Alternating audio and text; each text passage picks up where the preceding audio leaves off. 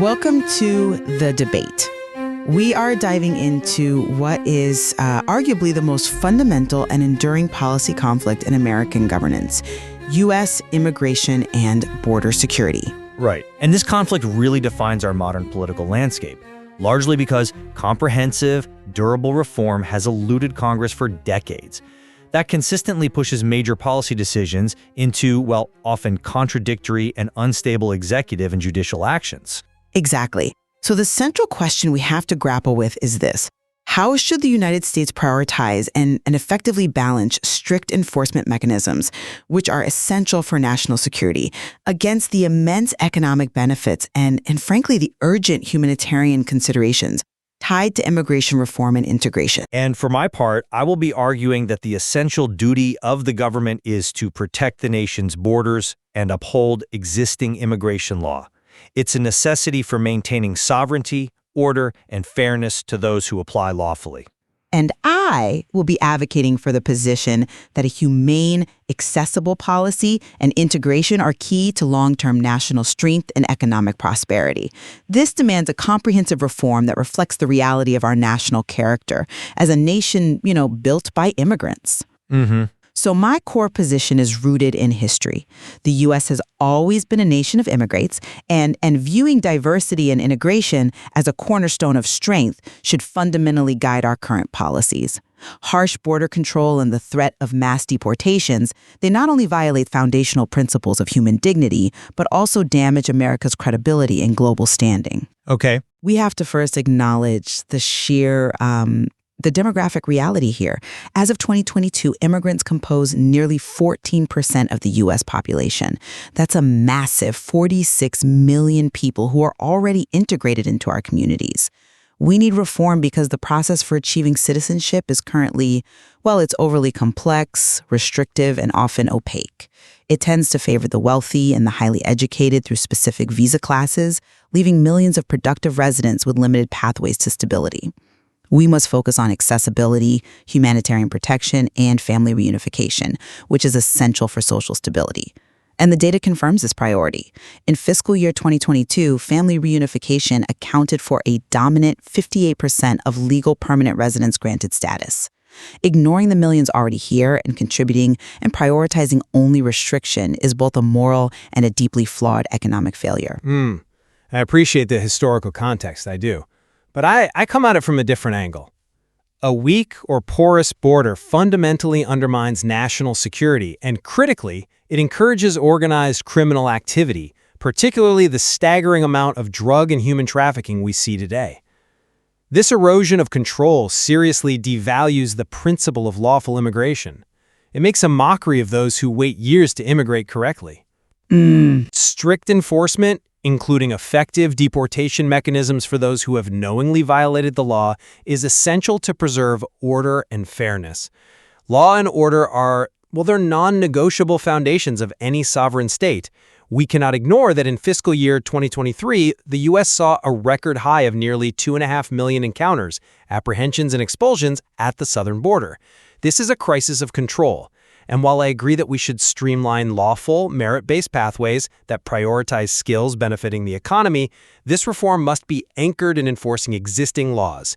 Without control over who enters and who remains, any discussion of reform or integration is abstract because it ultimately rewards unlawful entry and incentivizes cartels. Okay. So let's begin with the specifics of border control mechanisms, specifically their efficacy and their symbolism. You dismiss physical barriers as harsh, but I would argue that physical and technological control mechanisms are demonstrably effective tools that reduce illegal crossings in specific sectors and deter criminal activity. A strong border symbolically represents national sovereignty and sends a clear, firm message about legal entry. But does it? And when we see the raw numbers, those 2.5 million encounters I just cited, it's clear that relying solely on vague promises of technology and increased manpower is simply inadequate for achieving the necessary level of security. We need tangible control. I see why you think that physical barriers offer a simple, immediate solution to a visible problem. But I would frame them differently. They are financially exorbitant, they are ecologically damaging, and they are largely symbolic of isolationism rather than true effective security. And crucially, that focus on the physical border fundamentally fails to address the actual core issue facing the majority of the unauthorized population. Studies, like those from the Center for Migration Studies, have repeatedly found that between 2010 and 2018, individuals who overstayed their legal visas far outnumbered those who arrived by crossing the border illegally. We are building a high-cost solution for what is statistically the lesser half of the problem. A wall addresses the symptom of border crossings, not the root cause, and it completely ignores the administrative failure of tracking visa exits. You know, that's a compelling point regarding visa overstays, and it does highlight a definite administrative weakness in our system, I'll grant you that. However, I'm not convinced because it shifts the focus away from the current acute operational crisis at the physical border. We can't really compare historical data on overstays to the recent massive surge of 2.5 million apprehensions. These flows put an enormous strain on federal and local infrastructure. But that number is inflated. Well, let me finish. The nature of those apprehensions has been deeply influenced by policies like the use and then the expiration of Title 42, the public health order, that allowed for rapid expulsions. That order led to extremely high rates of recidivism. Migrants knew they would be expelled quickly and would often just attempt to cross again immediately. So while the raw number may include repeat crossers, it demonstrates that criminal organizations are highly effective at exploiting these chaotic policies and porous areas. Sovereignty requires immediate, tangible measures, be it a wall, robust tech, or immediate detention capacity, to regain control now, especially against those criminal enterprises. I fully agree that Title 42 created perverse incentives and inflated those raw numbers. It's a perfect example of unstable executive policy creating chaos. But if the goal is to manage the flow, isolating ourselves with a physical barrier is simply not the long-term answer. When we look at the drivers of migration, the poverty, the gang violence, the climate instability in Central America, we see that constructive diplomacy and regional economic cooperation are far superior alternatives to isolationist symbols. We can reduce the flow only by addressing the root causes that drive desperate families to seek asylum in the first place, which is something a physical barrier fundamentally cannot do. I appreciate the desire for diplomacy, but that is a strategy measured in decades, not in fiscal years. In the meantime, the U.S. government is responsible for its immediate territorial integrity. So if visa overstays are the concern, then yes, we must strengthen interior enforcement and implement mandatory exit-entry tracking. But if uncontrolled crossings are the immediate security threat, then physical and technical control systems are necessary to stabilize the situation before any of those long-term diplomatic solutions can take effect. You cannot negotiate from a position of systemic chaos. Which brings us to the economic and social impact of the millions of unauthorized residents who are already established here. We must recognize that immigrants, both legal and undocumented, are crucial to the U.S. economy. They provide essential labor, often filling roles that native-born workers avoid. They pay billions in taxes through sales, property, and payroll taxes, and they fuel growth through entrepreneurship. In 2023, immigrants made up a substantial 18.6% of the entire U.S. civilian workforce. Mass deportations, by contrast, would be catastrophic. Analysts estimate the cost of mass removal programs to be in the hundreds of billions of dollars.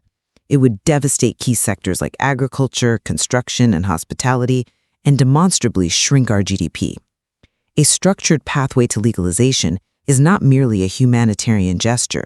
It strengthens the economy and promotes social stability by increasing tax compliance and ensuring fair labor standards for everyone.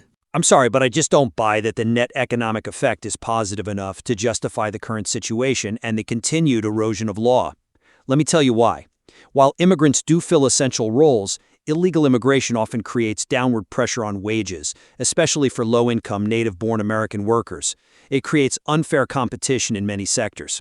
Furthermore, we cannot ignore the resources necessarily spent on undocumented migrants, social services, education for children, emergency health costs, which often burden state and local taxpayers who are already struggling. Prioritizing citizens and legal residents ensures self-sufficiency and stability within our social safety nets. Look, deterrence is paramount. Undocumented immigrants knowingly violate the law. Institutionalizing amnesty only encourages future illegal migration. Mass deportation, while certainly disruptive, restores respect for sovereignty and deters future violations more effectively than a conditional path to legalization. That's an interesting point about wage depression, though. I would frame it differently based on the data. While some studies show minor wage effects for low-skilled native workers in certain locales, the vast majority of economic analyses show that the labor provided by undocumented immigrants is complementary, not competitive, especially in sectors like agriculture where labor shortages are chronic. The loss of that labor through deportation would cause immediate, measurable economic harm. Think about crop losses, increased consumer prices, the failure of small businesses. And if we talk about financial burden, the cost of removing 11 million people, estimated at around $400 to $600 billion, far outweighs the speculative costs you cite for social services. Stability comes from integrating the workforce and residents who are already established, not from tearing families and communities apart through expensive, disruptive raids. But the long-term solution is not to simply integrate illegality.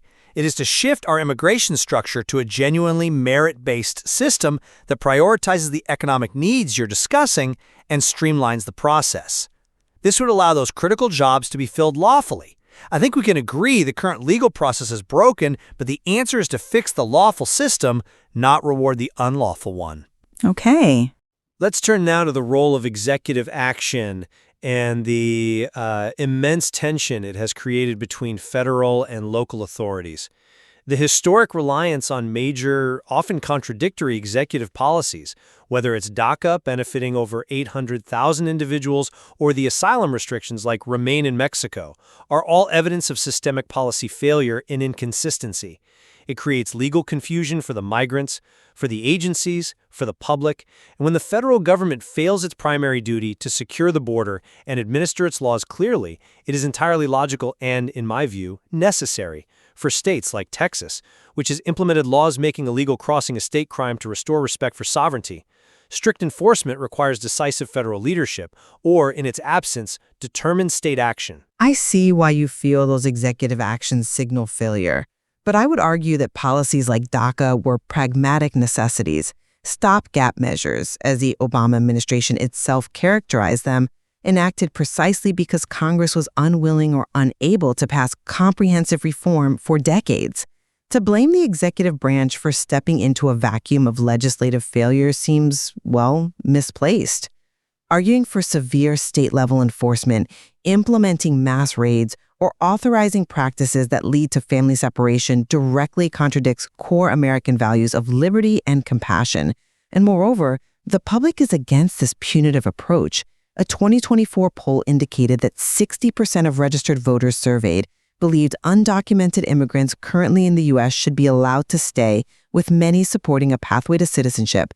The public favors humane solutions over the measures you champion. While public opinion is a factor, the principle remains: no sovereign nation can delegate its border security to stopgap measures that benefit one population or to contradictory patchwork state laws that will likely be struck down by the courts. We need clear, consistent federal policy based on enforcement first. That's the only way to genuinely tackle the issue. States are reacting to a genuine logistical collapse at the border. They are forced to expend their own resources because of the federal government's failure to manage migration flows. But I would counter that the response of certain states isn't about managing flows. It's about criminalizing the vulnerable and creating a two-tiered system of justice. The enforcement policies you advocate for, detention, rapid deportation, zero tolerance, are devastating to families. When family reunification is the primary driver of legal immigration, how can we justify policies that actively seek to dismantle the social fabric through raids and deportations just to score a political point about the rule of law? That creates instability far beyond the border. The rule of law is not a political point. It is the foundation of the state. Stability ultimately depends on clear rules that are consistently applied. If we reward those who entered illegally with an immediate pathway to citizenship, while millions of others follow the rules and wait their turn, we destabilize the entire system of legal immigration and send a global signal that crossing the border illegally is the most efficient path. So to conclude, America's future truly lies in reimagining immigration not solely as a threat that must be physically contained, but as an opportunity for economic and social expansion. Security concerns must remain critical, but they should not eclipse the necessity for accessibility, humanity, and a pathway to legalization that recognizes the deep and established contributions of the foreign-born population, who are already our neighbors and colleagues. We have to reform the system to reflect our values and our immense economic needs. And I will reiterate the principle that security must not be compromised. Law and order are the non-negotiable starting points for any policy discussion. Reform is only structurally possible if it begins with robust enforcement that upholds national sovereignty. We must manage the flows, control the border, and restore respect for the rule of law before we can consider meaningful and sustainable integration. The debate over how to successfully balance the duties of sovereignty, the necessities of the economy, and the demands of human rights remains fiercely contested.